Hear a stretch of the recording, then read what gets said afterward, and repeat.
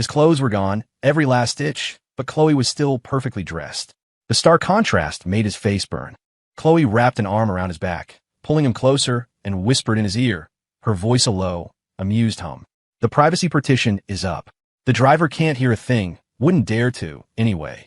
What are you so shy about? He watched her, this woman who was always so cool and composed, as her movements beneath him grew more fierce, more demanding. A wave of pure adoration washed over him, and Liam Vance wrapped his arms around her, holding on tight. The pleasure was a rising tide, cresting, about to pull him under, when the shrill ring of his cell phone shattered the moment. To be interrupted like this, Chloe frowned, annoyed, but when she saw the caller ID, she answered. Liam's breath hitched as he glanced at the screen. It was her best friend, Jessica. Chloe, are you crazy? Chloe cut her off, her voice sharp and fluid in perfect Italian. Not convenient. Speak Italian. There was a deep inhale on the other end of the line, then a torrent of frustrated Italian. Did you really marry Julian Shun? What the hell are you thinking? You went blind saving him. And what did he do? He abandoned you at the lowest point in your life, ran off with some other woman, and nearly destroyed you. And now you're back together. The foreign words clicked in a place in Liam's mind, translating themselves automatically. As the meaning settled, a chilling cold seeped into his bones, plunging him into an icy abyss. Chloe, oblivious to the change in him, answered calmly. If I don't marry him, the Shun family will force him to marry some old woman. I can't bear to see him suffer like that. Then what about Liam? Jessica's voice was a furious hiss. He was the only one there for you when you were blind. He's been with you all these years, loved you so much he'd have torn his own heart out for you. All of us can see it. I'll find a way to hide it, Chloe said, her tone still maddeningly cool. He'll never know. How long can you hide it? A lifetime? Doesn't Liam want to marry you? The more she heard, the more agitated Chloe became. Just make sure the news that Julian and I got married stays locked down. Don't tell anyone. I'll get a fake marriage certificate made for Liam in a little while. Without waiting for another word from Jessica, she hung up. When she looked down, she tossed the phone aside and resumed her rhythm on top of him. Liam's body trembled uncontrollably. When they both finally climaxed and began to straighten their clothes, his lips parted, but before he could speak, her phone chimed again. It was the custom alert for a priority contact on her messaging app. Chloe glanced at it, then knocked on the partition. Stop the car. She turned to him. Liam, something urgent came up at the office. Can you get out here and grab a cab home? He said nothing, just gave a silent, numb nod and opened the door. The black Maybach shot away from the curb like a bolt of lightning, disappearing into the river of traffic. Liam stood on the sidewalk, staring blankly at the blur of headlights and taillights. He couldn't hold it back any longer. The tears came, hot and furious. No one knew that he'd learned Italian years ago, just to feel closer to Chloe. He had understood every single word. Every syllable echoed in his mind, sharp as 1,000 knives, stabbing deep into his heart. And with the death of his love, the dusty, sealed-off memories came rushing back. Chloe Jiang was the untouchable heiress, and he was the housekeeper's son. The first time he'd followed his mother into the Jiang's glittering Greenwich estate, he'd seen her through the French doors, bathed in sunlight, her fingers dancing elegantly over the keys of a grand piano. He had never heard music so beautiful, nor seen a girl so radiant. In that single instant, the name Chloe Jiang was etched onto his soul. He never told a soul about the girl hidden in his heart. It wasn't just because of the chasm between their social standing, but because he knew Chloe was in love with someone else. His name was Julian Shun, her childhood friend, the boy she grew up with. She never hid her affection for him, treating him like a precious treasure she had to protect at all costs. At 17, she'd thrown herself in front of a car to save him, a heroic act that had cost her her sight. But from that day on, Julian Shun vanished. He never set foot in the Jiang estate again, and was soon seen with a new girlfriend. The Jiangs had other children, other concerns. Chloe's parents, consumed by their business empire, had no time to care for their blind daughter. She was sent away to the old family home, forgotten and alone. It was Liam who requested a transfer, who stayed by her side, caring for her every need for 7 long years. When she was 23, he knelt outside the home of a world-renowned surgeon for 3 days and 3 nights, begging until the doctor finally agreed to perform the revolutionary surgery that restored Chloe's vision. The tarnished pearl shone once more, brighter than ever. Within a year, Chloe was back on top, the undisputed heir to the Jiang Corporation. He was the one who had stayed with her through the bleak winters and the lonely summers. He was the one who held her from dusk until dawn. He was the one who had guided her through 7 years of darkness. He was the one she kissed, the one she held, the one she made love to. It was all him. But he never imagined that the first thing she would do after reclaiming her power was marry the man who had abandoned her. All these years, he'd worked himself to the bone to keep up with her, to be worthy. But no matter what he achieved, Chloe's parents saw him as nothing more than the housekeeper's son. They tried to pay him off more than once. Chloe had always fought them for him, and he, not wanting to betray her faith, had never considered leaving. Until today, Liam didn't want to be near her anymore. He wiped the tears from his face, pulled out his phone, and dialed a number. "Mrs. Jiang," he said, his voice hollow. "I'll accept your offer. The $5 million. I'll leave Chloe forever. You finally come to your senses? Good. You're a housekeeper's son. How could you ever be worthy of the Jiang heir? Where are you? Come sign the papers now." Looking at the address that immediately popped up on his screen, Liam let out a bitter, self-mocking laugh and hailed a cab. At the cafe, Chloe's mother grilled him with questions. After he answered each one to her satisfaction, she slid a thick legal agreement across the table. "This is legally binding. Once you sign, there's no turning back. I'll wire half the money to your account upon signing. The other half will be transferred the day you leave the country. You are to ensure that Chloe never sees you again for the rest of your life. Understood?" Liam's eyelashes trembled as he looked at the astronomical sum listed in the penalty clause. He had no intention of ever seeing her again. Not in this life, not in the next. Without a moment's hesitation, he picked up the pen and signed his name with a clean, steady hand. Mrs. Jiang finally relaxed, tucking the agreement safely into her briefcase. She stood, delivering one last instruction. "I'm giving you 2 weeks. Change your name, move abroad. I don't care what you do, but you must find a way to disappear from her life permanently." "I understand, Mrs. Jiang. Don't worry." After watching her leave, Liam went home. Making sure Chloe never saw him again would be simple. The Jiang family had deep roots in government and military service. For 3 generations, a family pact had forbidden direct descendants from leaving the country permanently. If he emigrated, Chloe would never be able to follow. After spending half the night researching, he decided on Melbourne, Australia. Just as he made his decision, he picked up his phone to check the time and saw a notification for a new Instagram post. He tapped it open. It was a 9-photo grid from Julian Shun. The top 3 photos were selfies of Julian holding a bouquet of roses. The center 3 were of their marriage license. The bottom 3 were of their hands, fingers intertwined, wedding bands prominent. Liam knew Chloe would never have allowed Julian to post this if she wanted to keep it a secret, which meant Julian had posted it himself and, judging by the privacy setting, had made it visible only to Liam. A deliberate, targeted act of gloating. Liam calmly liked the post. As soon as he exited the app, a message from Chloe came through. "Liam, I have to go on a last-minute business trip. I won't be back for a few days." He typed back a simple okay and put the phone down to get ready for bed. The next morning, Liam was up early to start the immigration process. He paid for an expedited service, and the agent promised it would be done within 2 weeks. He breathed a small sigh of relief. In the car on the way back, he saw another post from Julian. This time, Chloe was in the picture, her back to the camera. They were holding hands, looking at a new apartment. The location tag read, "A penthouse on Central Park South." Just like yesterday, Liam liked the post. On the 3rd day, Liam resigned from his job. When he got home, carrying a box with his personal effects, he saw Julian's new post, a photo of him trying on a tuxedo, a diamond ring glittering on his ring finger.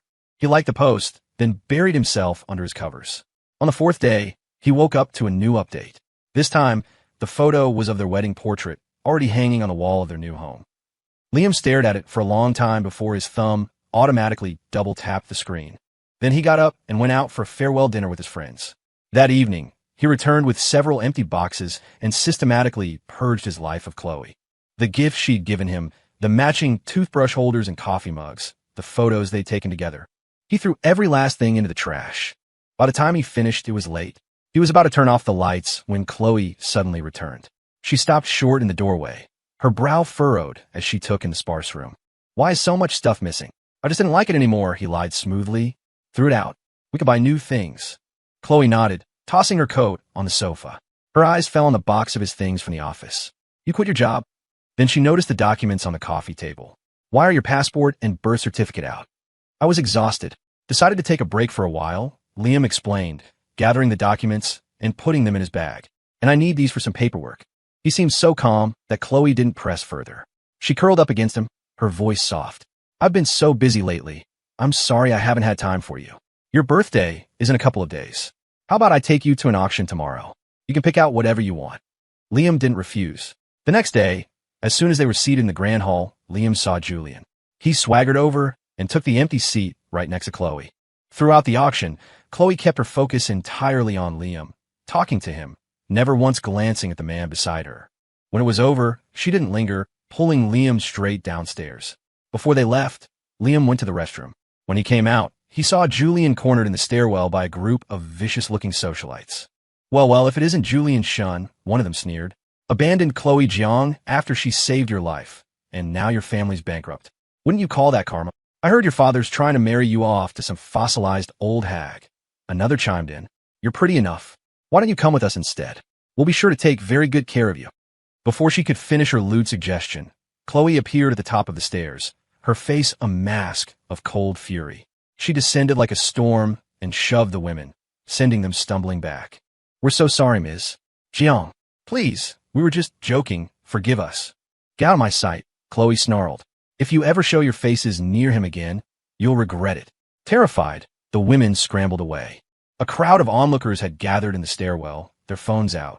Ignoring their curious stares, Chloe helped Julian to his feet. Are you hurt? Julian's eyes welled up as he collapsed against her, his voice a pathetic whimper. I think I sprained my ankle. It hurts so much. Chloe's expression hardened. She supported him, pushing through the crowd to leave. In her haste to shield him, her arm shot out, shoving Liam, who was standing right beside her. He lost his balance and fell backward, the back of his head cracking hard against the sharp edge of a marble step. A gasp went through the crowd as blood began to bloom from the wound. He's bleeding. Someone call 911. Pain exploded in Liam's skull, and a cold sweat broke out over his body. Warm blood seeped through his fingers, dripping on his eyelashes, each drop feeling as heavy as lead. He watched Chloe walk away without a backward glance, a bitter taste filling his mouth. He remembered a time when he'd nicked his finger while chopping vegetables for her soup. She had hovered over him for half an hour, insisting on calling a doctor, terrified it might leave a scar. He told her she was overreacting, but she had just bent her head and kissed his hand. Liam, she had whispered, you are the most precious person to me. When you're hurt, it hurts me more. We're in a better place now. You don't have to do these things anymore. Your hands will wear the ring I give you one day, and I don't want any scars spoiling the view. Now, he was bleeding on the floor, and she acted as if he were invisible, and the ring she had promised him was on another man's hand. The ambulance took Liam to the hospital. He registered, saw a doctor, and picked up his prescriptions all by himself, not getting home until the dead of night. The pain in his head kept him awake, tossing and turning. Chloe never came home. The next morning, as he dragged his exhausted body out of bed to change his dressing, he saw Julian's new post. It was a video. Chloe was kneeling on the floor, gently massaging Julian's ankle and applying ointment. Liam watched it over and over, his eyes burning red, until he finally fell into a fitful sleep. He woke to darkness outside. The phone on his pillow was vibrating nonstop. He answered, and Chloe's voice came through, clipped and professional. The Riverview Lounge at the Lancaster Hotel, Suite 703. Come out. Liam hesitated for a moment before getting out of bed. He showered, dressed, and headed out. When he pushed open the door to the suite, the first person he saw was Julian. His eyes were red-rimmed, his expression pitiful, like a wronged rabbit. Chloe sat across from him, watching Liam, her face an unreadable mask of solemnity. The room was silent for a long, heavy moment before Liam finally broke it. Why did you call me here? Chloe sat up straighter, her hands clasped in the posture of a CEO about to deliver a verdict. Liam, those thugs yesterday, did you hire them to go after him? Liam froze. He instinctively glanced at Julian and caught the flicker of triumph in the other man's eyes. In an instant, he understood. This was all a setup. He let out a humorless laugh.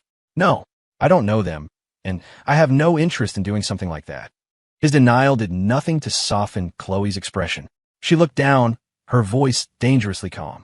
Liam, the moment Julian chose to abandon me all those years ago, I let him go completely. You've been with me for 7 years. You should know who is in my heart now. The Shun family is in ruins. Anyone can kick them while they're down. But that person shouldn't be you. You don't need to go after him for my sake. Her words hit him like a physical blow. He remembered the nights she had cried herself to sleep, the desperate trips to find a doctor, the crushing silence after a misdiagnosis that said she would be blind for life. The golden girl of the Jiang family, losing her sight for a boy. All those hopeless days and nights, 7 years of his life, now dismissed with a few casual words, as if they had never happened. Finally, he thought of the marriage certificate, stamped with an official seal, bearing her name and Julian's. Tears welled in his eyes. Yes, we've been together for 7 years. How is it that only now I'm learning who is truly in your heart? At that, Chloe's eyes narrowed. What's that supposed to mean? Liam shook his head, a bitter smile twisting his lips. It means I'm just a housekeeper's son.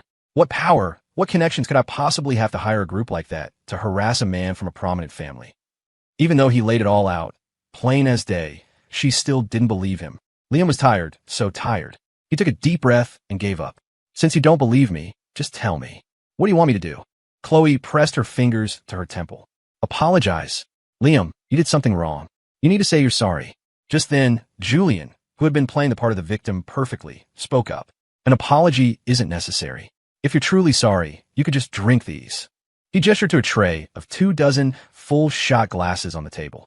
Liam's gaze lifted to Chloe, waiting for her to intervene, to say something. But the light was dim, her expression shrouded in shadow. In the suffocating silence, Liam felt the air grow thin. He gasped for breath, his mind flashing back to another time. When he first moved into the old estate, Chloe, lost in the darkness of her new reality, drank to numb the pain. He worried about her health and tried to stop her, but she wouldn't listen. One night, drunk and bitter, she shoved several bottles of liquor in front of him. Now, even the housekeeper's son dares to lecture me, she'd sneered. Is this what they mean by a tiger being bullied by dogs when it's cornered? Fine, you drink all of this, and I'll listen to you. He had wanted to tell her that wasn't what he meant, that he wasn't lecturing her, he was worried about her. So, even knowing he was severely allergic to alcohol, he hadn't hesitated for a second. He picked up the bottle and started drinking. Minutes later, he was being rushed to the hospital. When he woke up, he found her sitting by his bed, her face grim. I was the one who was drunk, not you. You knew you were allergic. Why would you gamble with your life like that? Liam had given her a simple answer. Because I was worried about you, Ms. Jiang. Your eyes will get better, I know it.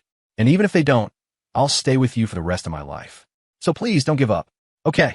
From that day on, Chloe quit drinking. For years afterward, you couldn't find a single bottle of alcohol in the house.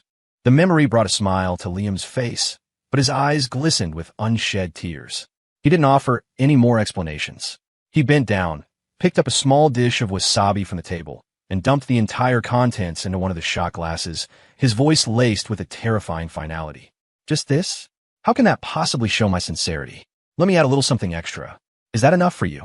Without waiting for an answer, he picked up the first glass and threw it back. Then another and another. The fiery, bitter liquid burned its way down his throat, searing his stomach and the heart it could never reach. He was on the 7th glass when Chloe finally broke. Enough, she screamed. Liam looked at the dozen or so glasses remaining and laughed, a ragged, broken sound. Enough? So, is my apology accepted? Have I pleased your beloved enough for one night? At that, Chloe shot to her feet and seized his wrist, her grip like iron. Her face, usually so placid, was now dark enough to drip poison. You know that's not what I mean. Liam, I told you, there's nothing between Julian and me anymore. My family already disapproves of you. If you do something this reckless, they'll use it as leverage. I'm just trying to protect you from being attacked, from being torn apart by gossip. She sounded so righteous, so reasonable. But Liam just laughed. The Jiang family didn't approve of him, the lowly housekeeper's son. Did she really think they would welcome Julian, the man who had repaid her love with betrayal? No matter the obstacles, if Julian asked, she would move heaven and earth. She had already married him, hadn't she? It was all just an excuse. He wasn't the one she loved enough to fight for. Liam didn't want to argue anymore. He yanked his arm free and turned to leave. He'd barely taken a step before his body gave out, and he collapsed, unconscious. Liam, a jolt of pure panic shot through Chloe. She lunged forward, gathering him into her arms, ready to run. But Julian grabbed her sleeve, his voice a tearful plea. Chloe, I feel dizzy. Chloe froze. For a split second, she hesitated. Then, she strode out of the room, calling over her shoulder as she left. I'm taking Liam to the hospital. Call your assistant to come get you. When Liam woke up, he was in a hospital bed. Chloe, who clearly hadn't slept, let out a breath of relief when she saw his eyes open. They looked at each other for a long moment, neither speaking. She poured him a glass of water, tucked his blanket in, and called the doctor in for a follow-up, patiently taking notes on all the instructions. Her phone buzzed repeatedly with calls from her office, which she dismissed one by one. Seeing her secretary hovering anxiously at the door, Liam finally spoke. You should go. I can take care of myself. You shouldn't be doing this anyway. Chloe's hand, which had been peeling an apple, stilled. I should be doing all of it, she said softly. Liam, have you forgotten? This is how you took care of me. A flicker of something passed through Liam's eyes. Back then, when her blindness had made her a pariah to her own family, he was the only one there. He had taught himself Braille, to read to her, sat with her during tutoring sessions, taken her out to feel the sun on her face, and cooked all her favorite foods. He had felt like he'd stolen the moon for himself, and its light had filled his once gray life. Those 7 years of darkness had been the brightest of his entire existence. But the moon was never his to keep, and there was no going back. That afternoon, a doctor took Liam for a series of tests. Half an hour later, a nurse was helping him back to his room. As they pushed the door open, he saw Chloe standing by the window, holding his phone, her brow furrowed in anger as she spoke to her mother. I've told you, Liam and I are in love. We love each other. I don't care about his background, and you can stop wasting your time. I'm going to marry him, and he is not going to leave me. Hearing the door, she glanced up at him. A second later, he heard Mrs. Zhang's confused voice through the phone speaker. What do you mean he's not going to leave you? Don't you know? Liam already accepted my offer to leave the country a few days ago. Liam staggered forward on weak legs and snatched the phone from her hand, ending the call. Chloe stared at him, stunned by his sudden, violent reaction. What's wrong? Seeing her confused expression, he knew she hadn't heard what her mother had said. He let out a silent breath of relief, looking away, forcing his voice to remain calm. Nothing. I just don't want you fighting with your family over me anymore. It was true that the Jiangs had been causing trouble for them constantly, and Chloe had fought with them several times. His explanation seemed to satisfy her. She didn't press it, instead asking about his test results. The doctor said it's nothing serious. I could be discharged. For the next few days, Chloe stayed home, spending all her time with Liam. But he wasn't the same. He no longer smiled and joked. He just sat in corners, staring into space, lost in thought. Chloe couldn't figure out why. She tried to cuddle with him, to coax him out of his mood, but he just stood up and went to the bedroom. I'm not feeling well. I'm going to lie down. Watching him walk away, Chloe was taken aback. She assumed he was still upset about the apology incident and decided to plan a surprise for him. On his birthday, she threw a lavish party. Out of respect for Chloe, most of the city's elite showed up. To his face, they were polite. But the moment she turned her back, they gathered in small, whispering cliques. If it wasn't for Chloe Jiang, I would never be caught dead at a housekeeper's son's birthday party. It's so degrading. I honestly don't see what she sees in him.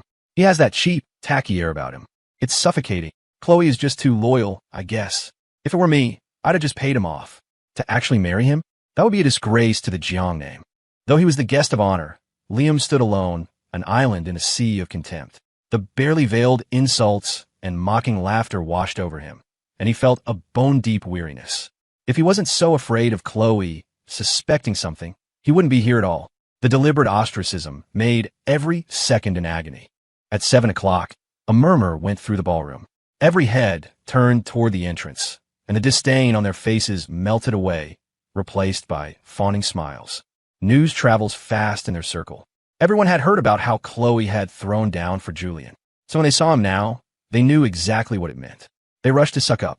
Ms. Jiang, so that's where you disappeared to. You went to pick up Mr. Shun. So lovely to see your relationship is still so strong after all these years. Of course it is. They're childhood sweethearts, a true match. Just look at Mr. Shun's elegance. He and the divine Ms. Jiang are a perfect pair.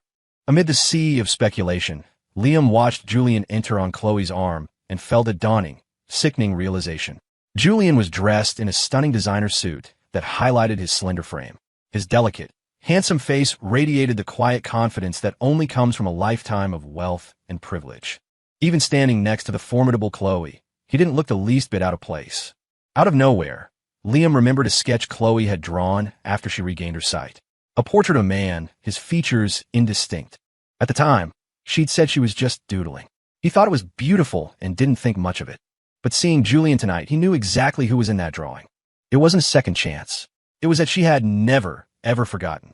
Liam lowered his eyes and turned to leave, but Julian's voice stopped him. Mr.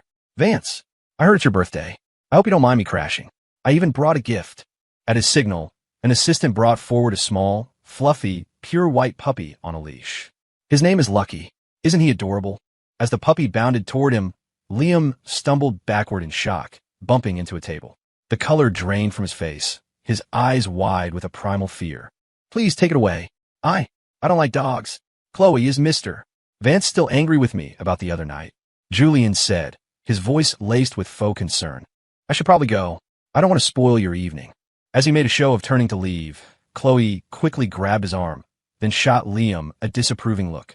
He's just being nice, Liam. I thought you loved animals.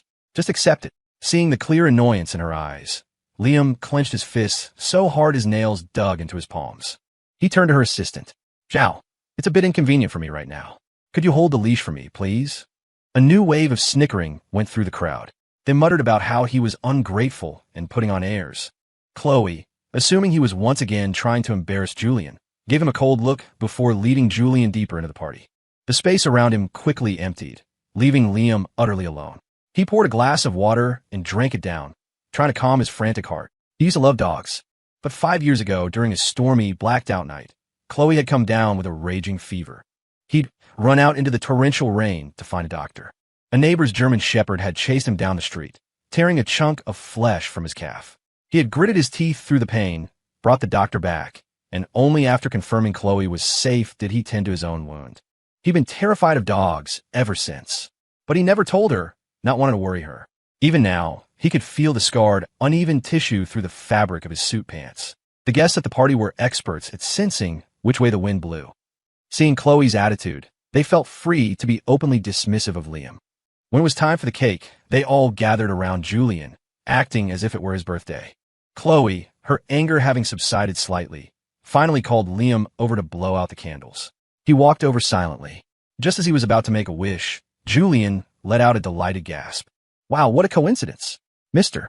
Vance, you and Lucky have the same birthday. Why don't we celebrate together? A wave of stifled laughter rippled through the onlookers. Seeing the open provocation in Julian's eyes, Liam felt his fingers dig deeper into his palms. He took a shallow breath, his voice dripping with ice. In that case, let the dog blow out the candles. You can all sing happy birthday to him. I wouldn't want to interrupt. When he actually turned to leave, a vein pulsed in Chloe's forehead. Liam, she hissed. This is your birthday party. What'll it look like if you just walk out? Liam ignored her and headed for the door. At the end of her rope, Chloe chased after him, grabbing his arm. She leaned in, whispering harshly in his ear. Behave. Everyone here is from our circle. If you make a scene, word will get back to my family, and they'll have even more reason to forbid our relationship. Forbid their relationship? What relationship? Wasn't she already married to Julian? A cheerful chorus of happy birthday erupted around them. Liam, however, just stood there, stiff and numb as a statue, any hint of celebration absent from his face. The song was halfway through when someone, he didn't see who, suddenly picked up the puppy and shoved it into his arms. A wave of revulsion and panic made his skin crawl. The dog, agitated, struggled in his hold and suddenly leaped out of his arms. It crashed into the towering champagne pyramid. The tower swayed, then toppled, sending a tidal wave of glass and champagne directly toward Liam and Julian. Screams filled the air. The falling glasses were a blur in Liam's vision. He saw Chloe, in a flash of movement, pull Julian into her arms and shield him, pulling him away from the danger. He watched as a cascade of shattered glass and cold liquid rained down on him. A shard of glass sliced open his shoulder, leaving a long, bloody gash. Blood dripped down, staining his soaked suit crimson. He collapsed to the floor, a pained grunt escaping his lips as cold sweat beaded on his forehead. Chloe heard the sound and turned back. Seeing him injured, she started to move toward him, but Julian let out a piercing shriek. Chloe, Lucky scratched me. What if I get rabies? Chloe looked at the tiny, hair-thin scratch on Julian's ankle. She hesitated for a moment, then barked an order at her secretary. Take Liam to the hospital and get that wound treated. With that, she turned and hurried away with Julian. The rest of the guests quickly followed suit, not forgetting to deliver a few parting shots. Lucky and Liam. Mr. Vance is quite the poet, isn't he? Some people really do look like stray dogs when they're pathetic. Don't insult Lucky. He's adorable, not like some social climbing mutt. Every word landed, sharp and clear. Liam looked down at his own pathetic, blood-soaked state. His nose stung and tears welled up. The happy birthday placard from the cake slid off the table and landed in front of him. He picked it up, staring at the chaotic, empty ballroom, and finally let the tears fall, unchecked. His 23rd birthday had come to a miserable, humiliating end. After the secretary dropped him home from the hospital, Liam turned on the lights to an empty apartment. His phone buzzed with a series of messages. It was Julian. "Since you like all my posts, you must know Chloe and I are officially married, right? She told me she's planning a wedding for us in the Maldives. I've already seen the plans. It's going to be magnificent.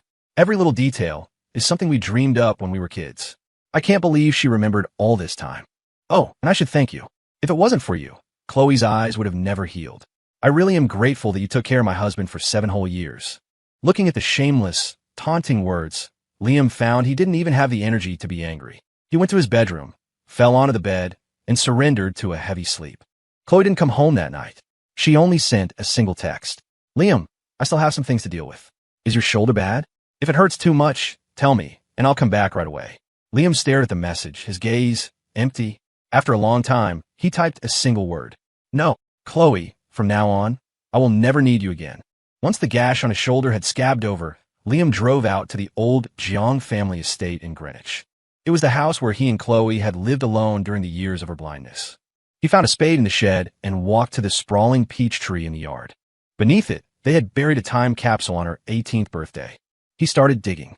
The metal box was rusted, and condensation clouded the glass jar sealed inside. He opened it and unfolded the star-shaped notes within. First, he found his own handwriting. "I hope Chloe can see the world again. I hope Chloe finds peace and happiness. I hope I can always be by Chloe's side." His future, his every wish, had been tied to her. Some had come true.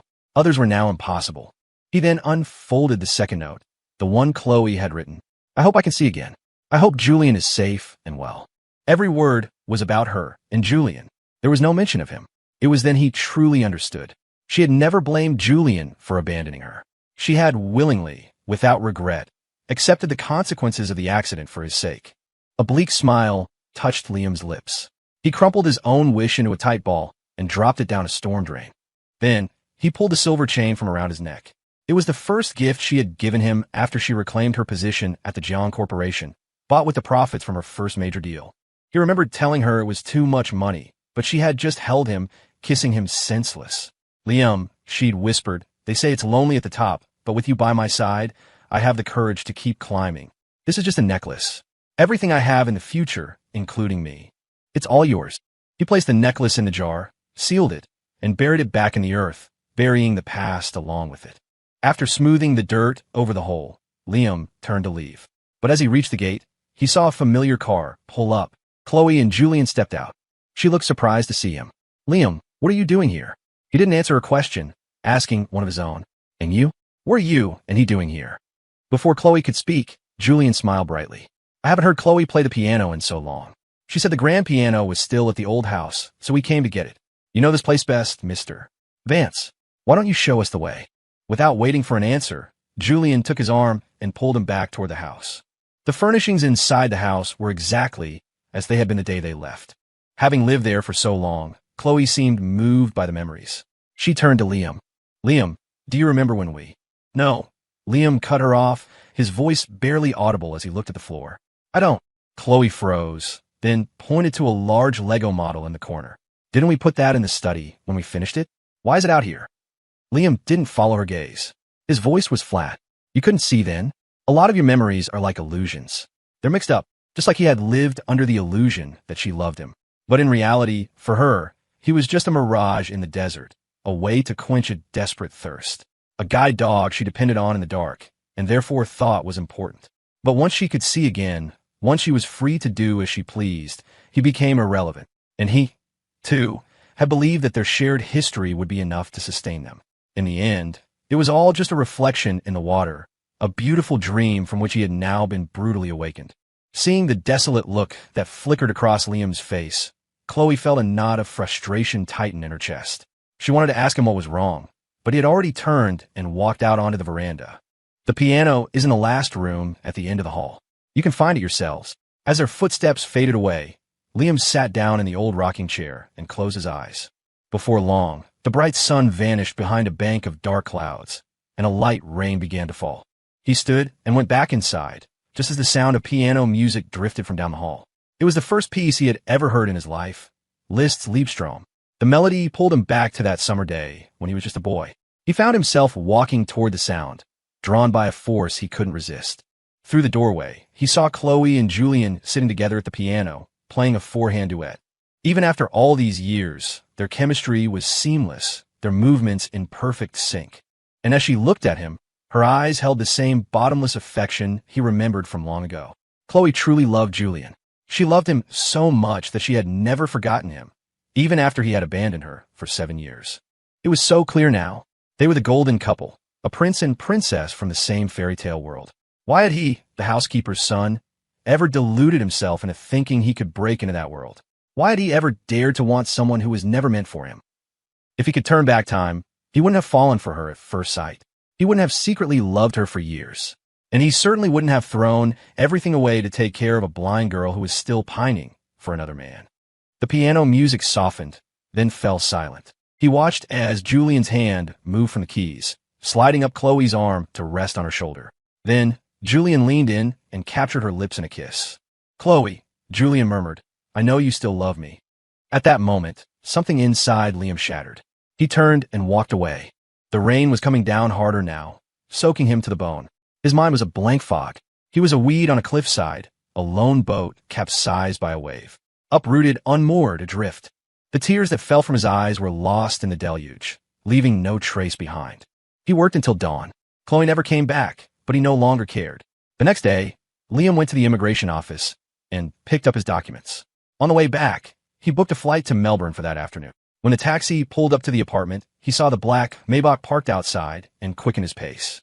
He found Chloe in the bedroom, standing beside his packed suitcase, her hand hovering over the latch as if she were about to open it. In a panic, he blurted out the first thing that came to mind. "Weren't you with Julian? Why are you back?" Chloe's body went rigid. She turned slowly, her eyes flashing not with guilt, but with anger. She walked toward him, her voice laced with deep frustration. "Liam, what are you imagining now? I told you, there will never be anything between Julian and me again. Never anything between you, but you married him to protect him." Tears of bitter laughter threatened to spill from his eyes, but he held them back, choosing not to expose her lie. "You're right. I'm misunderstood." Seeing his placid expression, Chloe seemed to relax. "There's a family dinner at the estate tonight," she said, her tone softening. "My parents have finally agreed. You can come with me." At this, Liam was the one who was stunned. Her parents agreed? Seeing his shocked expression, Chloe ran a hand through his hair and held out a credit card. "Liam, don't worry. One day, I will make them accept you. You'll be able to stand by my side, out in the open. I'm a little tired now. I need to rest. Can you let the secretary take you to pick out a suit?" Liam stared at the card for a long moment before taking it. "You rest. I can go by myself." Chloe nodded, rubbing her temples, and lay down on the bed, falling into a deep sleep almost instantly. Liam watched her, her face so unchanged from the girl he'd met at 17. A wave of sorrow washed over him. For the last time, he reached out, his fingers tracing the line of her brow, her nose, her lips. As if sensing him in her sleep, she stirred, grabbing his hand and murmuring softly, "Julian, stop it." Hearing the name, a silent, broken laugh escaped Liam's lips. He pulled his hand away, picked up his suitcase, and walked out of the room. The apartment was quiet. The staff were on their afternoon break. No one saw him leave. On the way to the airport, Liam methodically deleted and blocked Chloe's number from his phone. He deactivated all his social media accounts. In the bustling terminal, he stared at the departures board and made one final call. "Mrs. Jiang, I'm at the airport as promised. I'm about to board my flight." On the other end, her mother's voice was bright with unconcealed delight. "Good. As long as you don't show up at the dinner tonight, the rest of the money will be wired to your account. Goodbye then." The boarding call for his flight echoed through the terminal. He shook his head gently. "No, Mrs. Jiang, it's not goodbye. It's goodbye forever." He ended the call, tossed the phone into a nearby trash can, and walked toward the gate. He didn't slow down. He didn't look back. Chloe drifted in a restless sleep, haunted by fragmented memories of the past. The darkness, the confusion, the despair, it all came rushing back, but this time, the boy who had been her constant shadow was gone. "Liam," she murmured, her brow furrowed. She was trapped in a nightmare, her chest rising and falling in panicked breaths. In her dream, she stumbled through the old house, her hands outstretched, searching for the one person who was supposed to be there. She called his name over and over, but her only answer was a hollow, deafening silence. Overcome by a primal fear, her eyes flew open. Sweat beaded on her forehead. The blackout curtains made the room pitch black, and for a moment, her heart hammered against her ribs as she struggled to separate dream from reality. She sat up, her voice trembling. Liam. Silence. She called out again, louder this time. Liam. Still no answer. She scrambled out of bed, stumbling as she fumbled for the light switch. The room was flooded with light, and the sight of its familiar contents brought a wave of relief. The terror of the dream began to recede. Chloe rubbed her temples, but when she saw that the room was empty, a new wave of unease washed over her. Where was Liam? Her recently calmed heart began to pound again. Breathing heavily, she threw open the bedroom door. The villa was silent, save for a few housekeepers cleaning the living room. When they saw her, they greeted her politely. Where's Liam? She asked, her voice sharp with an urgency she couldn't explain. Mr. Vance? We haven't seen him, Ms. Jean. We assumed he was taking an afternoon nap with you in the room. Before Chloe could say more, her phone buzzed with the familiar alert of a priority contact. She pulled it out and instinctively played the new message. It was a whiny voice note from Julian. Chloe, the lights in my living room went out. I'm here all alone. Can you come help me? Chloe frowned, about to refuse, when another message came through. Chloe, I know you're taking Mr. Vance to your family dinner tonight. If I don't have any lights, I'll be all alone in the dark. His words trailed off, replaced by the sound of a soft, choked sob. If Liam comes back, call me immediately. I have to step out for a bit, Chloe instructed the staff. She went back to her room, changed her clothes, and grabbed her car keys. When she arrived at Julian's penthouse, she pushed open the door to find him sprawled on the sofa in a thin silk robe, a wide expanse of his pale chest exposed. He blinked his eyes open as if he had just woken up. Chloe, you're here. He sounded ecstatic, jumping up and running straight in her arms, pressing himself against her. Why are you wearing so little? You'll catch a cold, she said, reflexively wrapping her arms around him, letting him bury his face in her shoulder. I was scared, he whimpered from below. If you hadn't come, I would have been alone all night. Then you can come back to the Jiang estate with me tonight, she heard herself say, the words spilling out before she could stop them. The moment she said it, she regretted it. She was about to backtrack, but Julian had already pulled away, his eyes red and shining up at her. Really? Can I, Chloe? But seeing the troubled look on her face, tears welled in Julian Shun's eyes and began to fall. Chloe, is this too much for you? It's okay, really. If it's a bad time, I won't go today. He'd expected her to immediately soften, to coo and soothe him.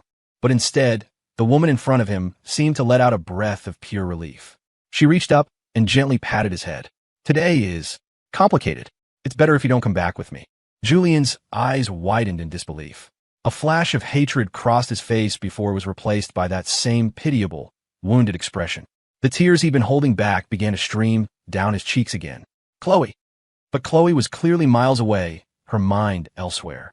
She didn't notice his micro-expressions, merely pushing him a little further away and looking up at the light fixture overhead. This is the one that's broken? Seeing that she wasn't falling for his act, Julian bit his lip and muttered a sulky, yeah. He plopped down on the sofa and turned away from her, pouting. Chloe's mind wasn't on him or the light. The nightmare she'd had earlier kept replaying in her head, a tide of panic rising inside her, threatening to pull her under. Sensing her strange detachment, Julian edged closer again, sniffling as he tugged on the sleeve of her blazer. Chloe, what's wrong? That snapped her back to the present. Her heart was pounding so hard a film of cold sweat broke out on her forehead. She shook his hand off, her brow furrowed as she pulled out her phone, intending to call Liam Vance. But the call wouldn't go through. The incessant beeping on the other end only fueled her growing anxiety. Julian, something's come up. I have to go, she said, her words rushed. I'll send someone over to fix the light later. Without waiting for his reaction, she threw the door open and strode out. Staring at the door that had slammed shut in his face, the resentment in Julian's eyes was so thick it seemed to spill over. He didn't have to guess. He knew she was rushing off to find that bastard, Liam. He pulled out his phone, his thumbs flying across the screen. How fucking pathetic are you, Liam? Desperate to be some dirty little secret on the side? Why don't you just die? The moment he hit send, a glaring red exclamation mark popped up next to the message. Liam had blocked him. Instantly, a terrible premonition washed over him. He reflexively, frantically, deleted the provocative message history from his own phone. Meanwhile, Chloe arrived back at the sprawling Greenwich estate. She pushed open the front door, her eyes scanning the foyer, but the figure she was so desperate to see was nowhere in sight. Where's Liam? Isn't he back yet? For some reason, Her voice was trembling. We haven't seen Mr. Vance since this afternoon, ma'am, the housekeeper, Maria, replied. Oh, and Miss Jiang? When we were cleaning up earlier, we noticed. Well, it seems all of Mr. Vance's things are gone. The words hit her like a blast of Arctic air. A violent shiver racked her body. What do you mean? The housekeeper looked up, her expression one of genuine confusion. Miss Jiang, didn't you have his things packed away? I saw all his clothes were missing from a closet. I just assumed you were planning on buying him a new wardrobe. Chloe stood frozen, a desperate hope flickering within her, as if Liam might materialize before her eyes at any moment. Liam! She called his name over and over, but with each repetition, the panic in her heart grew larger. An impossible thought began to take root. Liam! Left her? She couldn't believe it. She wouldn't. Liam, are you playing a joke on me? Come on out.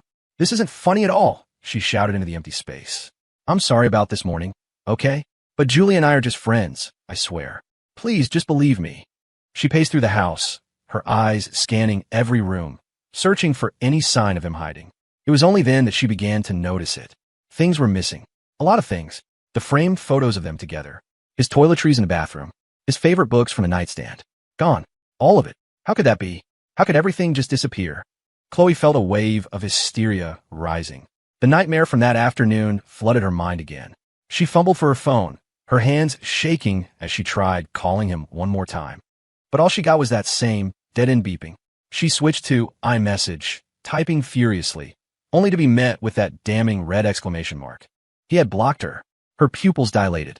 Her body began to tremble uncontrollably as a monstrous wave of terror consumed her.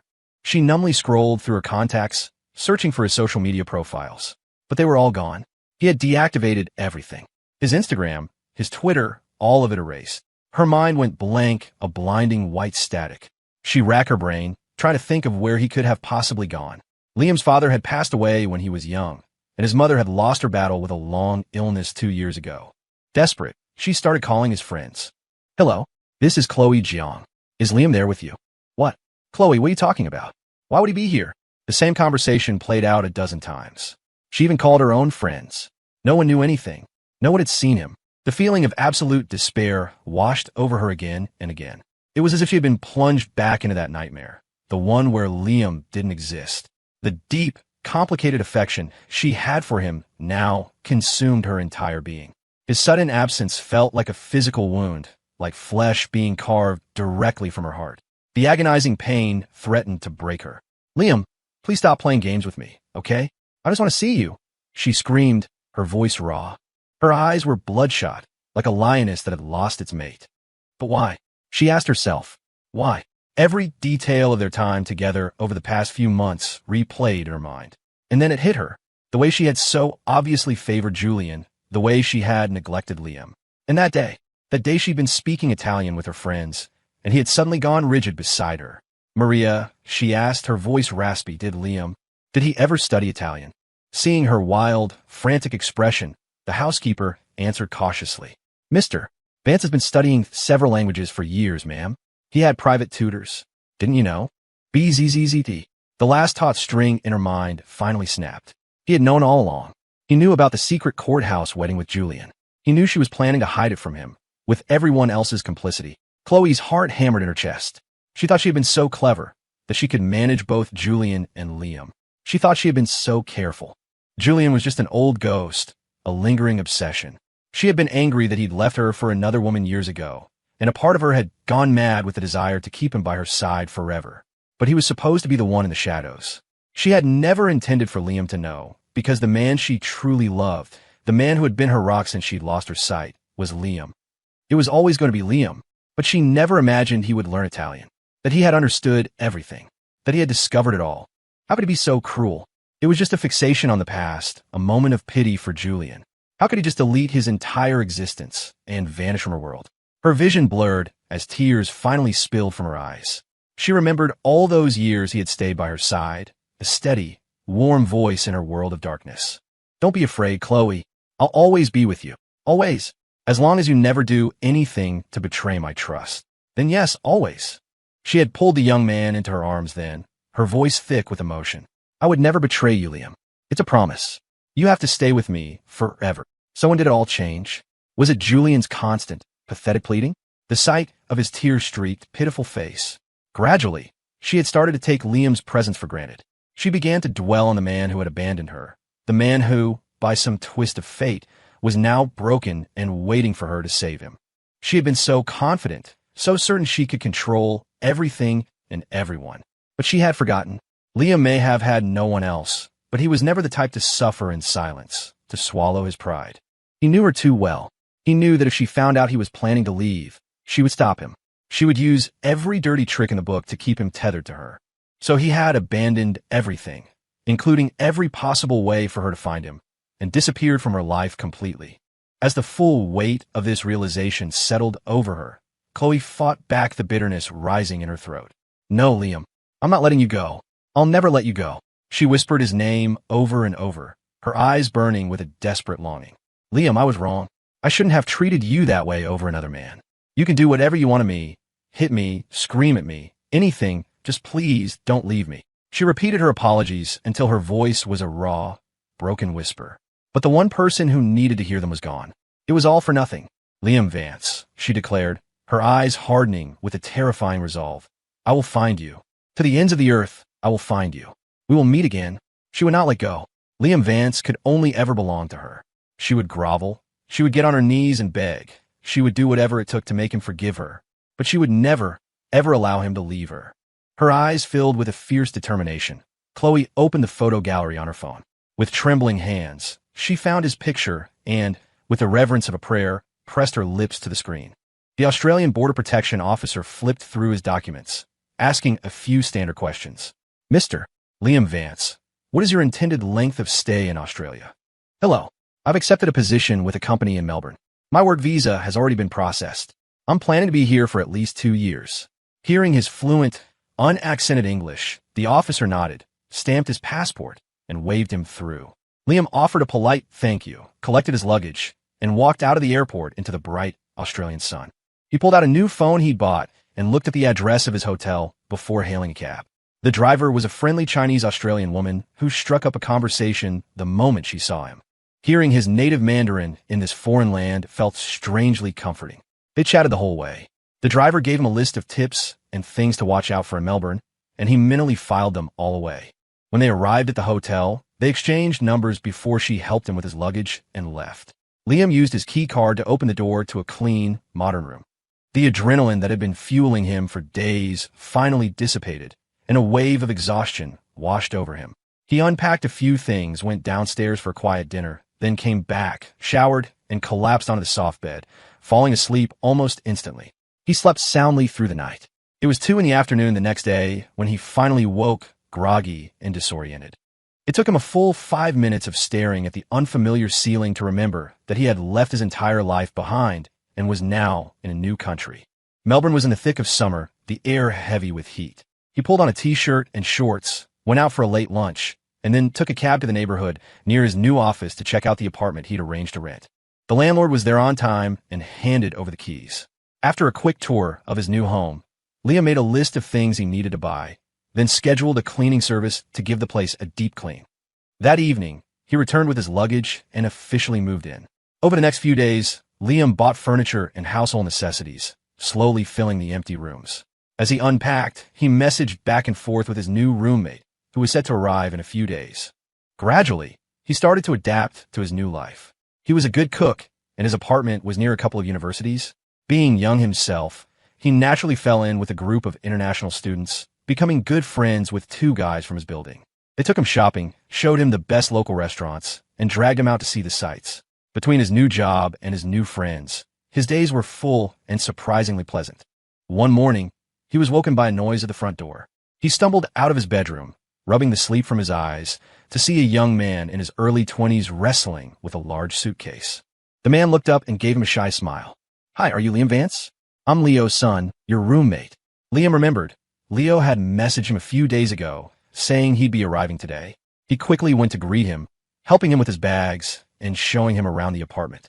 Within a few hours, the 2 of them, who had only ever chatted online, were getting along like old friends. That afternoon, they went to the supermarket together to stock up on groceries. Leo was still a student and had to start classes in a few days. To celebrate, Liam cooked a huge meal and invited the other friends he'd made over for a small dinner party. After spending so much time together, they had all become a close-knit group. Someone, it was hard to say who, started the topic: ex-girlfriends. The conversation was met with roaring laughter from some and teary-eyed silence from others. Some of the stories were so absurd that Leo was doubled over, clutching his stomach. He nudged Liam, who was one of the few still completely sober. "What about you, Liam? You got any stories?" Liam's expression went blank for a moment as memories he'd tried to bury flickered through his mind. Suddenly, he found the topic painfully difficult to talk about. Enough time had passed that thinking about Chloe Jiang didn't bring a fresh wave of pain, but looking at these kids, all younger than him, all still students, he had no idea what to say. The lively atmosphere fell into an awkward silence. Leo, realizing his mistake, quickly changed the subject, saving Liam from having to answer. Later that night, after everyone had left, Leo, now mostly sober, came over to Liam's room and apologized sheepishly. "Hey man, I'm so sorry. I'd had a bit too much to drink and my brain-to-mouth filter just shut off." Liam, of course, wasn't angry. He just smiled and ruffled the kid's hair. "Don't worry about it. Go get some rest." After cleaning up the apartment, he showered and lay down in bed, opening the new private Signal account he'd created just before coming to Australia. He had only given the contact to one person, a single trusted friend. No one else knew where he was or how to reach him. His eyes widened in surprise. There were dozens of unread messages, with a little red notification bubble still climbing. He opened the chat and skimmed the messages. Nearly all of them were about Chloe. Is Chloe for real? Wasn't she all happy-go-lucky with her precious long-lost love? The minute you leave, it's like a switch flips and she realizes how important you were. It's hilarious. Does she think this is some kind of movie where she gets a do-over and wins the guy back? She keeps hitting me up every few days, asking where you are. Don't worry, bro. My lips are sealed. I never tell her. Oh, and get this. About a month ago, she had a massive screaming match with her mother at some family dinner. From what I overheard, she was blaming her mom for driving you away. The woman is certifiably insane. What does her mom have to do with it? Wasn't the main issue that she was playing games and trying to lie to your face? She's been drinking like a fish lately. Heard she almost perforated her stomach lining a few days ago, ended up in the ICU. Doctors told her she absolutely cannot keep drinking like that. If you ask me, she got off too easy. A shame she didn't just drink herself to death. There were many more messages, all of them variations on the same theme. Reading so much about Chloe again, Liam felt nothing, not a single ripple of emotion. The memories felt hazy, like they had happened in another lifetime. He pulled back the curtains. Outside, the sky was a brilliant, cloudless blue, like a perfectly polished sapphire. The warm, bright sunlight streamed in, chasing away the last of the chill that had clung to him for so long. "Liam, I'm heading to class." Leo's energetic voice called from the front door. A genuine smile spread across Liam's face. "Be safe," he called back. Then he picked up his phone, his voice light and clear, full of relief and release. "From now on, you don't have to tell me anything else about Chloe Jiang." The phantom sense of unreality that had haunted him for months finally, completely dissolved. The aftereffects of the alcohol were still raging. Her head was spinning, and a heavy, sour ache churned in her stomach. Chloe stared at her surroundings, the blurry shapes slowly coming into focus. She was in a hospital room. Her mother, Mrs. Jiang, stood by the bed, her eyes red with fury. To act like you're dying over a man like that. He's just a housekeeper's son, Chloe. What on earth do you see in him? A few of her so-called friends crowded around, chiming in with their own well-meaning advice. "Liam's been gone a month, Chloe. Not a single word. He's obviously doing this on purpose. You need to just let it go." Chloe had been hearing these same lines for a month straight. She'd never listened before, and she wasn't starting now. The words just washed over her. Her bloodshot eyes were vacant and unfocused, her thin lips pressed into a tight line. The only thing left on her face was a stubborn refusal to yield. Seeing her like this, Mrs. Jiang gave up. Without another glance, she turned and stormed out of the room, slamming the door behind her. A dead silence fell. Her friends exchanged uneasy looks before one of them tried again. "Honestly, Chloe, with your status now, you could have any man you want. There's really no need to stay hung up on Liam Vance. You should let him see that you're better off without him, that you're surrounded by other, better men. He'll see that he's nothing without you, and he'll come crawling back. Yeah, or, if you really miss him, we can find you a few guys who look like him. You can train them to be just what you want. It's the same thing, right? I mean, crash. A water glass shattered at their feet, spraying water and shards of glass across their designer shoes. Everyone froze, not daring to breathe. Before, when Liam had been so devoted to the blind Chloe, they had been dismissive. A blind woman, a cast-off from a powerful family. They couldn't understand why anyone would bother sucking up to her. But slowly, that disdain had morphed into a bitter jealousy. They were all from wealthy families, with men cycling in and out of their lives, but none of them had ever found someone as genuine and devoted as Liam. They had tried to set Chloe up with other men, but even after she regained her sight and became a powerhouse in their circle, she'd had eyes only for Liam. Until Julian came back, they had pretended to be concerned, all while secretly creating opportunities for Chloe and Julian to get together. And it had worked. Chloe's great love wasn't so unbreakable after all, and a man like Liam needed to learn his place, that there was no such thing as true love in their world. Now that Liam was gone, they had expected Chloe to spiral into a whirlwind of parties and meaningless flings. They never expected her to completely lose her mind. And now, it seemed, they couldn't even say a word against him. "Get out." Chloe's voice was dangerously low. "All of you. And from now on, you will not speak ill of Liam in my presence. If you do, I can't guarantee what I might do to your family's business interests." The icy threat landed, and their faces went pale with fear.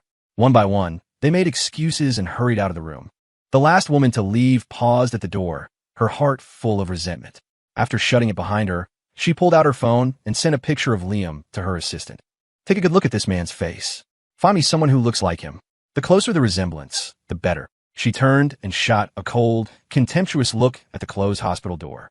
"Let's see how Chloe likes this." The day after she discovered Liam was gone, Chloe had made an appointment with Julian to file for divorce. The mandatory 30-day waiting period was finally over, and she needed the dissolution finalized as soon as possible. On that day, Julian had cried and whimpered, but ultimately hadn't put up a fight. He had obediently gone with her to sign the papers, his tear-filled eyes fixed on her as he told her he just wanted her to be happy. She had been furious with him, but seeing him act so compliant and docile, she couldn't bring herself to lay into him. She'd even agreed to keep their divorce quiet for the time being. She drove to Julian's apartment. As she reached his front door, about to let herself in, she heard voices from inside. That bastard Liam must have seen those texts. Why didn't he just go kill himself instead of playing this disappearing act? It's been a month. Why isn't Chloe over him yet? What's so great about that piece of trash anyway? What are you so jealous for? You know you're the only one I really love. The words, fragmented and muffled, drifted through the door, each one a sharp blade plunging into Chloe's heart. Her breathing grew ragged, and a dangerous red glint appeared in her eyes. She threw the door open with a resounding bang. Julian, startled, immediately hung up the phone, his face a mask of panic as he looked towards the entrance. He forced a wobbly smile. "Chloe, shouldn't you be resting? Why are you out of the hospital? Who are you talking to?" Her voice was thin and sharp, her gaze as cold as ice. Julian's pupils constricted, but he struggled to maintain his composure. "Oh, that was just a friend of mine. She was asking if I saw anything I liked from the new season's collection. But I was just so sad thinking about you and me separating that I barely paid attention." He feigned a casual shrug. "Why?" A humorless smile twisted Chloe's lips as she advanced on him, one slow step at a time. "Who are you calling a bastard? And who's getting jealous of you?" The color drained from Julian's face. He lunged forward, grabbing her sleeve, his eyes wide with pleading. "No, Chloe, you must have misheard. My friend was just jealous that I was spending all my time with you instead of going shopping with her. She wasn't calling anyone a bastard, I swear." Chloe ripped her arm from his grasp, a chilling darkness creeping into her expression. "What did you do behind my back?" she hissed. "Don't force me to find out for myself. You must have said something, or done something, to drive Liam away." He fell back on his old trick. Fat tears rolled down his cheeks as he sniffled, his voice breaking into a sob. "I didn't. I only found out when you told me. I didn't do anything, Chloe." But this time it didn't work. There was no softening in Chloe's eyes. She seized his wrist, her face contorted with fury. Her grip tightened, so hard it felt like she was trying to crush the bones. "Julian, I don't have the patience to play these games with you. You better tell me the truth, right now. Everything you know, or else." Her voice dropped to a terrifying whisper. "You know I'm not a sentimental person." He didn't understand. How could her attitude towards him have changed so drastically, so quickly?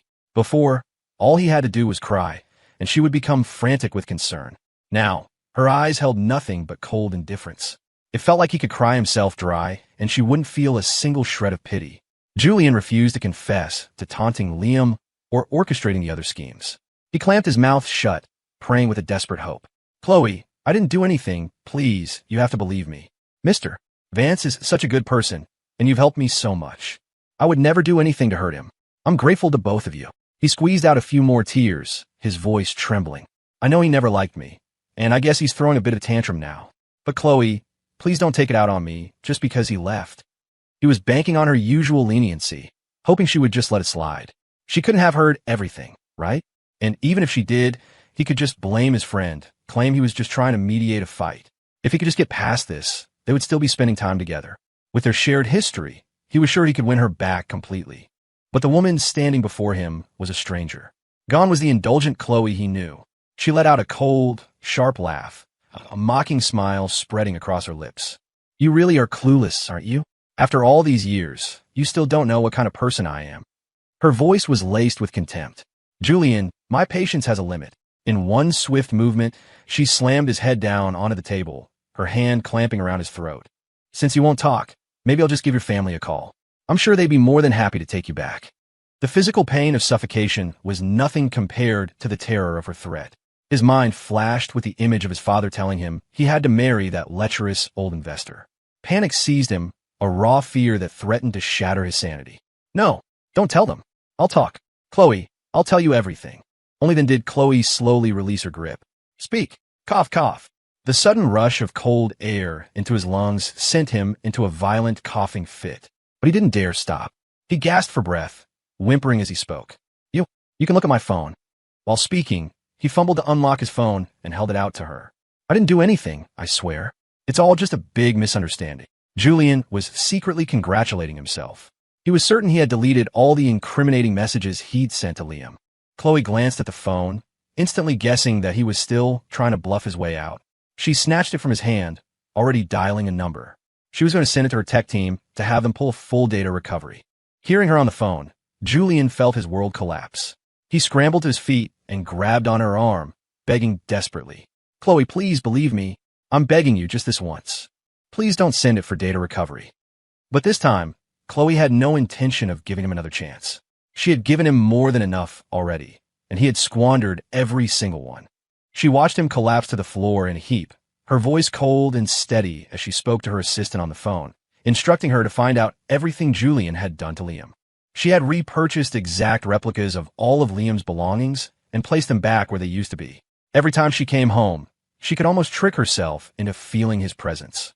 But he was gone, and without him, the entire estate felt dead and lifeless, drained of all its energy. Her assistant had sent over the recovered data from Julian's phone. Chloe had been staring at the file for hours, building up the courage just to open it. Finally, she took a deep breath and clicked. The most recent item was a video from the day before Liam left. Julian had secretly filmed them at the piano, capturing the moment their lips had briefly touched. The video was paired with a text. You probably don't know this, but this is Chloe's favorite spot. I won't film what we do next. I don't think you could handle it. Tell me, is it fun playing dumb? How does it feel being the dirty little secret? You'll never be anything more than that, you know? But hey, if you beg me, maybe I'll let Chloe visit you a few more times. Scrolling up, she was met with a barrage of taunts and insults.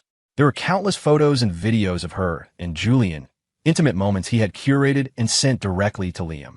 His private Instagram story was a feed of their supposed happiness, with the privacy settings tailored so that only one person could see it, Liam Vance.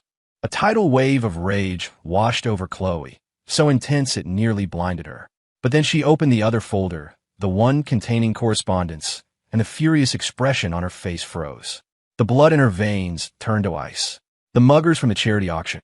Julian had hired them himself, and that night, she had pushed Liam to the ground. She had ignored the blood streaming from the gash on his forehead.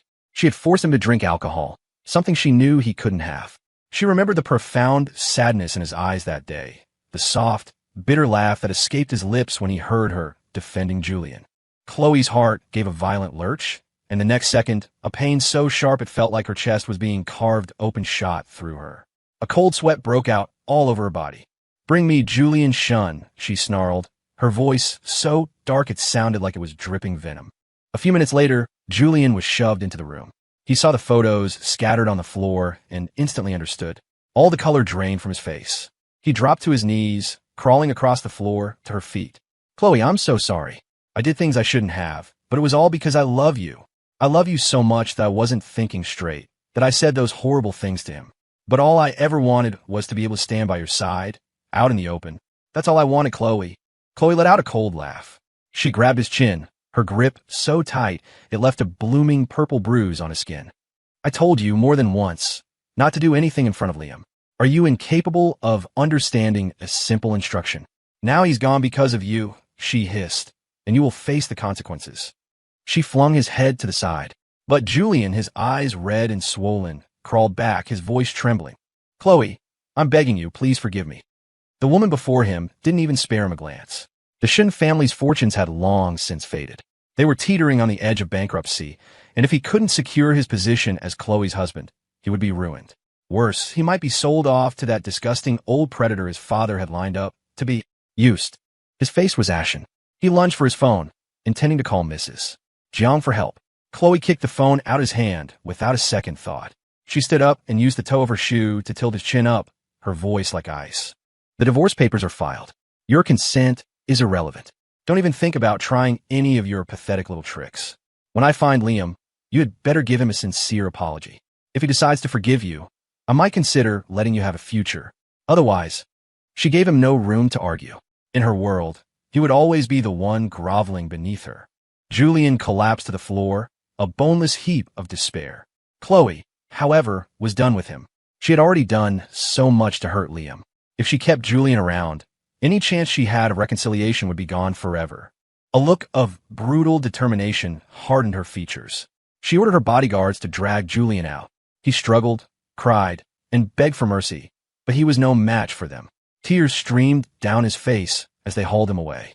Later that night, Chloe was back at her usual haunt, an exclusive private lounge, sitting alone in a booth, drowning her sorrows in alcohol.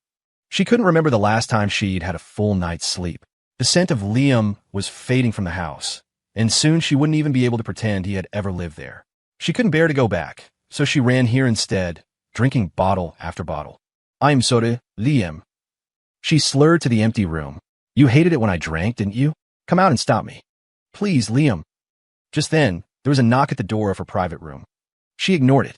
Besides her, only a few of her friends knew about this room, and she hadn't told them she was coming tonight. It had to be someone who had the wrong room. But the knocking continued, insistent.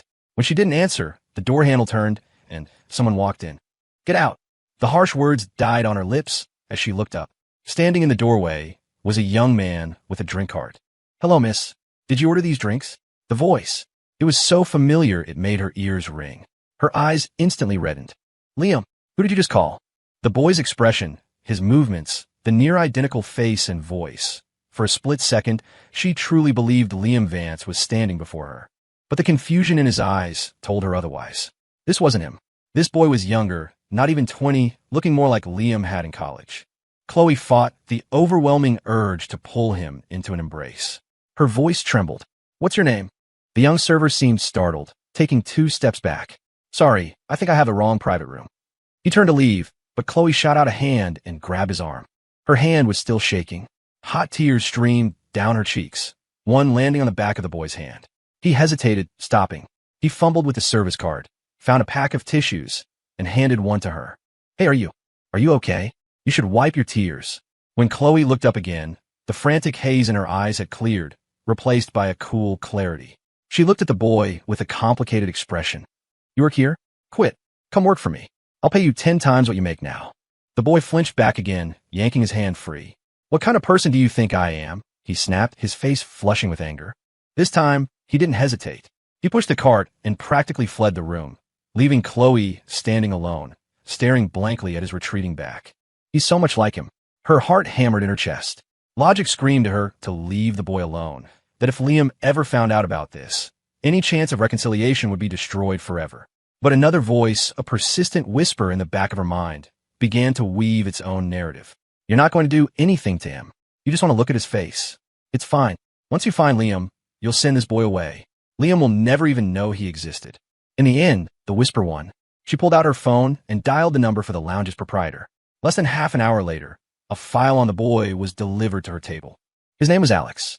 He was a university student whose sole guardian his mother, had been struck by a sudden, severe illness. He'd taken the job here out of desperation. The pay was higher than average, and the tips could be substantial. He hadn't been working here long, mostly just serving drinks and clearing tables. "Bring him to me," Chloe said, her voice low. She stared at the photo of Alex in a file, her gaze distant, as if she were looking through him at someone else. Soon, the boy was standing before her again. He looked at her timidly, a cautious, almost frightened expression on his face, a look Liam would have never worn. "Don't look at me like that. I'm not going to eat you," Chloe said, an unconscious edge of impatience creeping into her tone. "Stay with me. I'll cover all of your mother's medical expenses. The only thing I ask is that you let me decide how you dress." Alex looked panicked, trapped. He glanced behind him, but one of Chloe's security guards blocked the exit. Defeated, he could only look up at the woman standing before him. What do I have to do?" Staring at the face that was an 80% match, Chloe lost herself again. "You don't have to do anything. You just have to be with me." Her voice softened, becoming a hypnotic murmur. "I'll take care of everything. You just have to do as I say." She leaned in closer, her voice dropping to a whisper. "And the first thing is, promise me you'll never leave me again, Liam." Billionaire heiress saves a desperate young man from a dead-end job. His TikTok account exploded. The most recent video showed a lavish birthday party Chloe had thrown for him, culminating in a dramatic public proposal. The engagement video went viral, and in just 2 months, he had become an influencer with over 10 million followers. The video ended with an announcement, a wedding in 2 weeks to be live-streamed for all their fans. The 2 weeks flew by. Chloe spared no expense. The wedding venue was breathtakingly opulent, and she'd invited dozens of content creators and media outlets to broadcast the event live. The whole affair was trending, holding the #1 spot on Twitter. At noon, the ceremony began. Everything proceeded exactly as it had in rehearsal, until the officiant asked the pivotal question. "Chloe Jiang, do you take this man to be your husband? To have and to hold, for richer, for poorer, in sickness and in health, to love and to cherish from this day forward?" Chloe's lips curved into a smile, but her voice was as cold as ice. "I don't." Alex's eyes widened in disbelief. He lunged forward, grabbing her hand. "Chloe, what? Are you joking?" She wrenched her hand away, shoving him so hard he stumbled and fell to the floor. She looked down at him, her expression one of utter contempt. "Who the hell do you think you are? You think you're worthy of marrying me? Don't think for a second I don't know who sent you." Alex was speechless. Chloe, however, was unnervingly calm. She motioned for the camera crews to keep rolling. The live chats were imploding as thousands more viewers flooded in to watch the train wreck. The comments were a frantic scroll of question marks and exclamation points. "This man," she announced, her voice ringing through the silent hall, "was sent by a friend of mine, or, I should say, a rival. They found a lookalike of the man I love. I pretended to fall for it, secretly encouraging him to build this online platform, pouring money into promoting him, all for the sake of today's live broadcast. Liam Vance, I know I was wrong. I was so wrong. You are the only husband I will ever have in this life. No matter where you are, no matter what you're doing, I swear I will find you. You promised me you would always be by my side." To everyone watching, she continued, "If any of you know where Liam Vance is right now, if you can provide me with any information, I am willing to offer a generous reward. Thank you." Behind her, the giant screen that had been playing a romantic montage of her and Alex flickered. An image of Liam Vance's face filled the screen. A second later, the live feed was cut. Down in the audience, Mrs. Jiang stood with a face like thunder, snapping her phone shut. It was she who had ordered the broadcast to be terminated. Seeing the crazed, desperate look in her daughter's eyes on stage, she felt nothing but profound disappointment. The farce was over. Alex was forcibly dragged away. Chloe, surrounded by her bridesmaids, was escorted to a waiting car. "Chloe, why did you have to do all this?" her friend Jenna asked from the driver's seat. "There are other ways to find Liam. You really sent your mother over the edge with this stunt." But Chloe just smiled, leaning back against the leather seat. She scrolled through her phone, looking at the multiple trending topics about her, a genuine smile gracing her lips for the first time in ages. This was the only way to get enough people to see. "The entire internet will help me look for Liam now. As long as he comes back to me, nothing else matters." Liam Vance stared, then instinctively opened his apartment door. Leo's son stood in the hallway, his lips pressed into a thin, serious line. "Liam, I think you're trending back in the States." He handed his phone to Liam.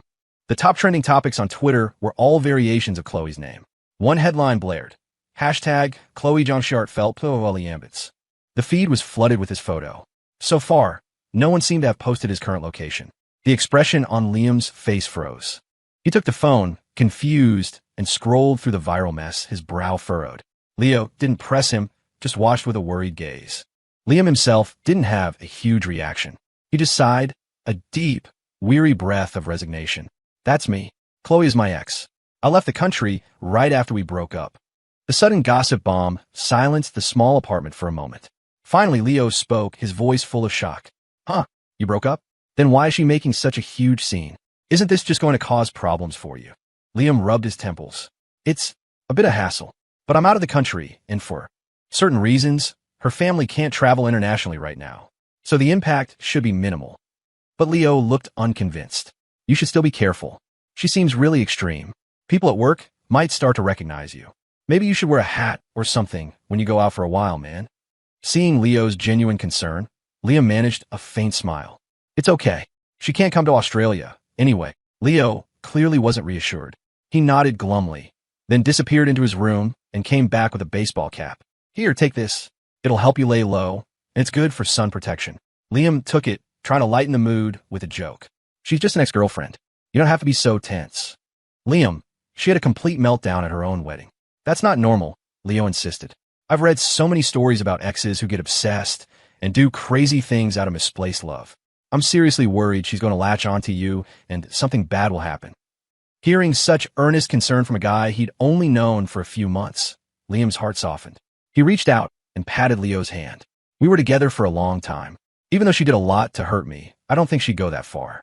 She wouldn't actually harm me. Don't worry. He said it with a smile, but Leo remembered how silent Liam had gone a few days ago when the topic of exes had come up. He could guess that the relationship had left deep scars. Leo didn't know how to comfort him. He racked his brain and could only come up with a few simple words. You'll get past it, Liam. You're out of that toxic swamp now. Just keep looking forward. He puffed out his chest a little.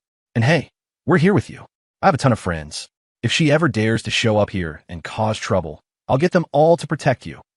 Looking into his friend's determined eyes, the anxiety in Liam's chest slowly began to dissolve. He let out a small laugh. Okay, thanks, Leo. He had survived the hardest days already. Now he was on the other side of the world, with new friends who had his back. What was there left to fear?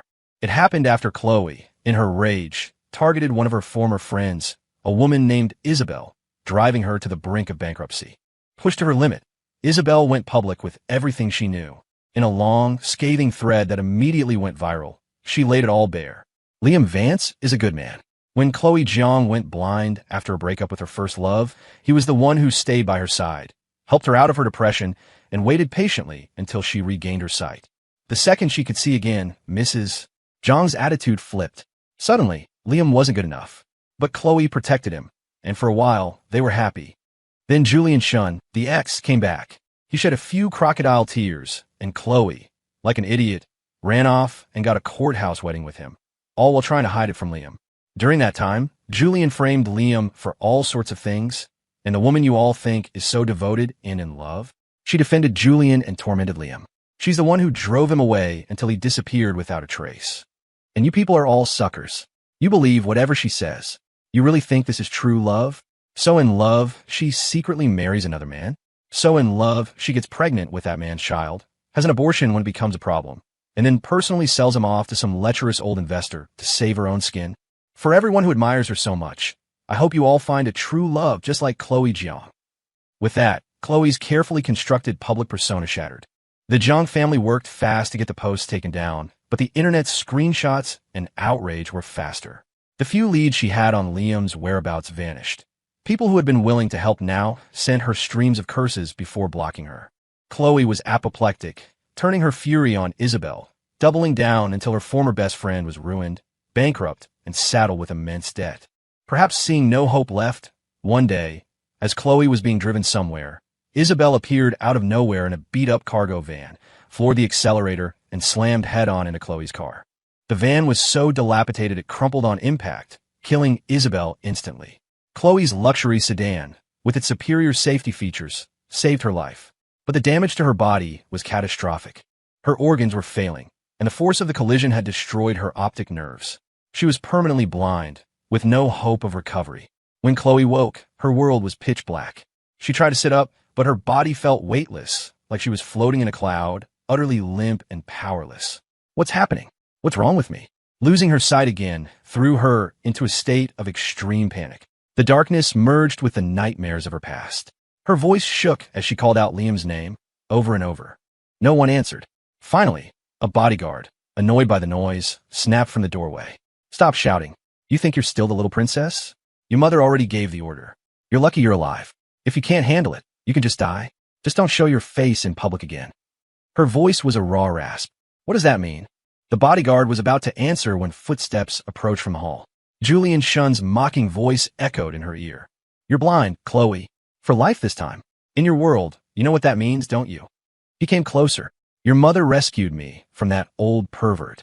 She told me to stay here and take good care of you. His voice dripped with venom. After all, you're still her child.